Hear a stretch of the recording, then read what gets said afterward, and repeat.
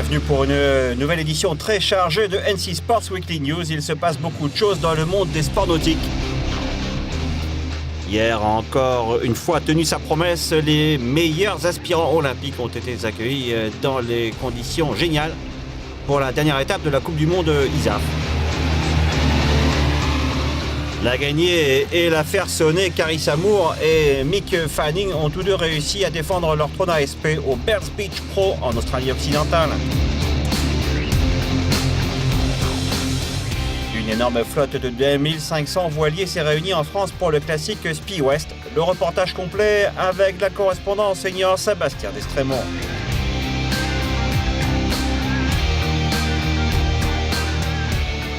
Maxi, Mini Maxi, Swan One Design, la saison de course bat son plein en Caraïbes dans les Antilles françaises avec les voiles de Saint-Barth.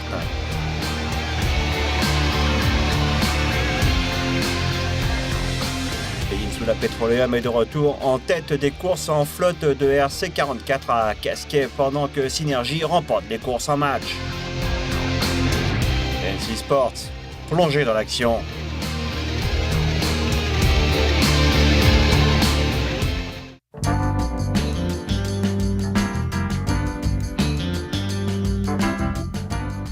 La dernière confrontation pour la Coupe du Monde ISAF pour les catégories olympiques a eu lieu hier. Au pic de cette saison 2013-2014, 1100 parmi les meilleurs navigateurs se sont réunis dans le sud de la France, représentant presque 60 nations. Et même si les Jeux sont encore dans 2 ans, cette épreuve reste une escale clé dans la longue route jusqu'à Rio 2016. Le spectacle était intense jusqu'aux courses à médailles avec des vents parfaits de 12 à 14 nœuds sur des eaux plates.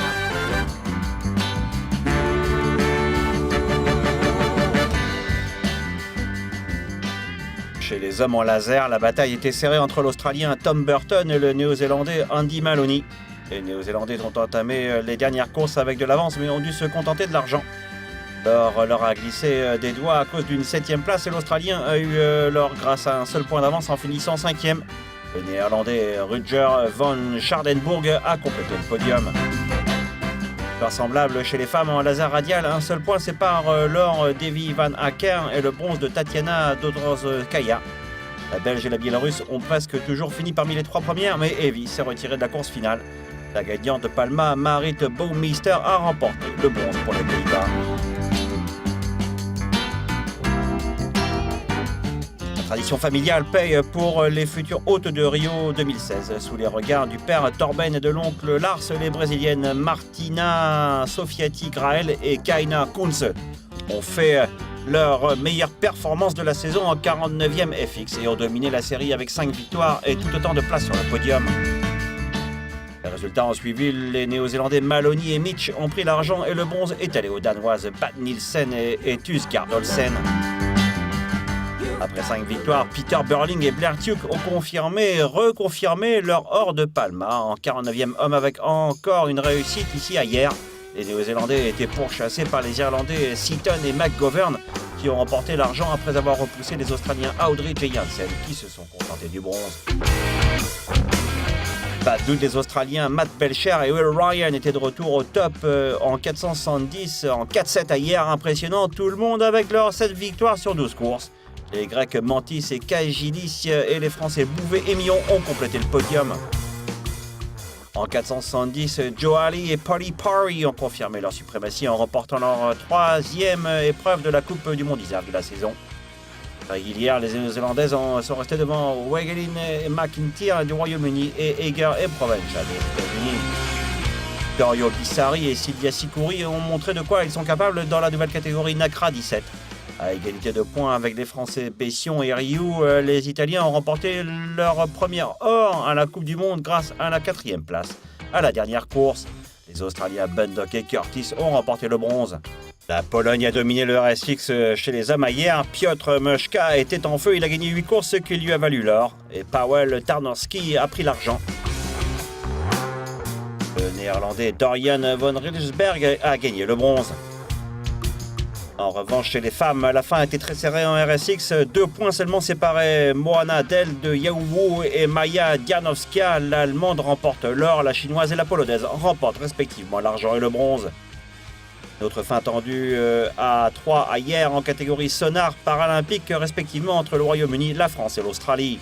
Pour plus d'actions sur la Coupe du Monde, d'interviews et les résultats complets, restez sur Nautical Channel pour la prochaine édition de NC Sports Buzz.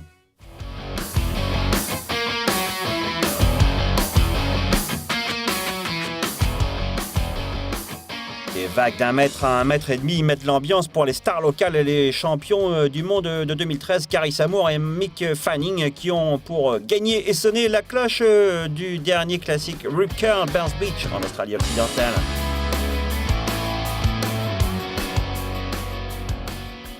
Chez les hommes, Fanning s'est repris de ses résultats faibles au Margaret River Pro et est arrivé en finale en battant son compatriote Julian Wilson en demi-finale, 18-20 à 17-36. Sur son chemin, Mick a trouvé un autre vétéran australien, Taj Burrow, qui était sur une lancée depuis au moins 2 événements ASP en Australie. Taj, lui, avait éliminé l'Américain John Florence en demi-finale avec un score très serré, 14-43 à 13-43. Le score le plus élevé a été marqué en finale. Fanning avait attendu patiemment que les meilleures vagues arrivent et a marqué un 8-83 très tôt et ensuite un 8, laissant à Burrow le devoir de le rattraper. Taj a répondu avec un 9,63 mais n'a pas pu suivre la régularité de Mick qui lui a valu sa 3e leg speech.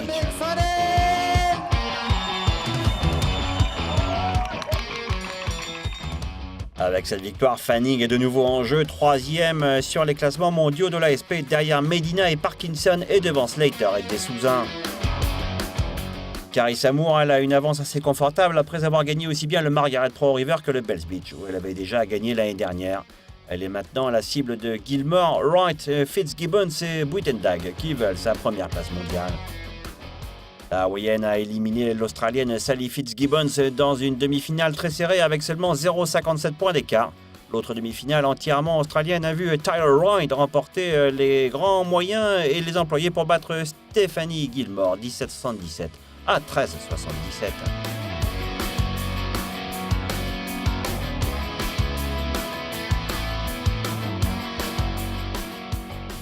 Le match final entre Moore et Wright a vu des scores presque égaux. Les deux surfeuses ont marqué 7,50 assez tôt et sont ensuite montées jusqu'à des scores finales en 8 et en finale un seul demi-point a déterminé que la victoire revienne à Carissa, 16,23 à 15,77.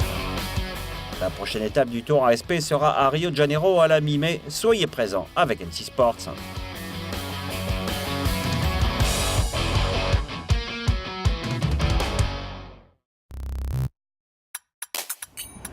Welcome to the office.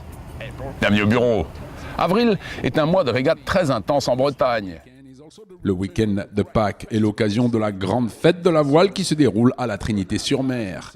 2500 régatiers à la 36e édition du Spi West, c'est 2500 sourires. Les régates sont courues dans des conditions exceptionnelles pour les 408 bateaux répartis en 18 catégories. Un Spi West à la fois tactique et technique. Tous les ingrédients indispensables pour pimenter la régate sont présents. La majorité des podiums se finalisent seulement sur les dernières courses du lundi de Pâques, avec quelques surprises. En M34, Courrier Dunkerque remporte le trophée après avoir été mené toute la semaine par Groupama. En J80, la plus grosse flotte présente à la Trinité avec 89 concurrents, Morgane Lagravière sur Safran ravit la première place dans les derniers instants. En grande surprise, c'est finalement l'apprenti de Christophe Montoriol qui l'emporte d'un cheveu devant Paulette Lamouette. En IRC 1, le TP52 Paprec Recyclage gagne une 4e manche le dernier jour et remporte son premier Spi West après 11 ans d'efforts. Lastly, in the spectacular. Enfin, chez les Open 750, les vieux briscards Loïc Perron et Alain Gauthier ne peuvent rien contre Nicolas Groslot, le grand spécialiste de la luge trinitaine. Rendez-vous next week. Rendez-vous la semaine prochaine. Même heure, même endroit. D'ici là, au revoir et bon vent.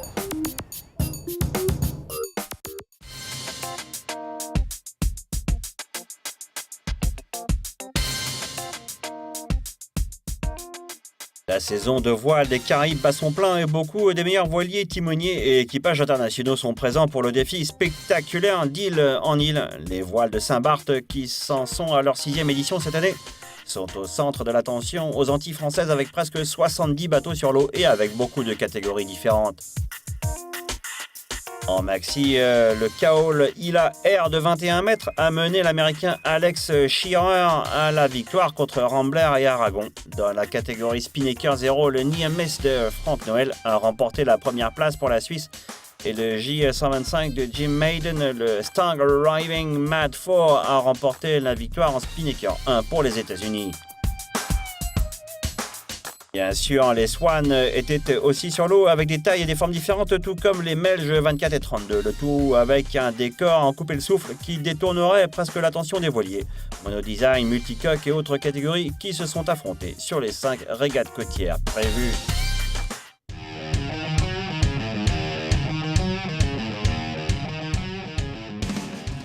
Casquet sur la côte atlantique du Portugal était l'endroit parfait pour cette deuxième étape du circuit RC44 avec des conditions parfaites, des vents de 12 nœuds allant jusqu'à 18 le dernier jour de la course.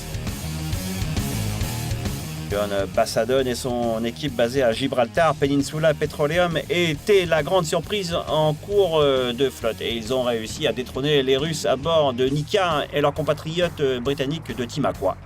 Avec le vétéran de la Coupe des Américains Vasco Vascoto comme tacticien, Peninsula Petroleum a réussi à se placer au sommet avec une avance de 5 points sur 12 courses.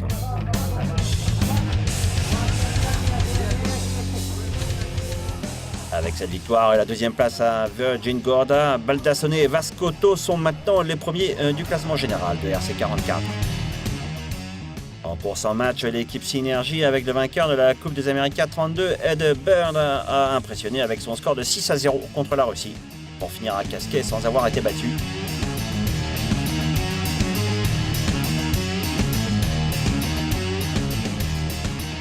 Avec Virgin Gorda déjà dans le sac, Synergie est maintenant en tête du classement de course en match, suivi par le Français sur un Aleph et les Britanniques de Team Aqua. L'action de RC44 continuera à la Coupe Sotogrande au sud de l'Espagne en fin juin.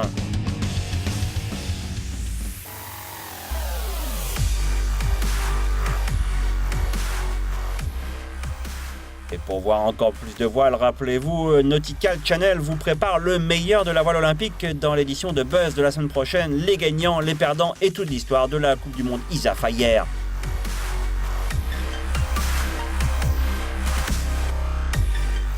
Plongez dans l'action avec NC Sports.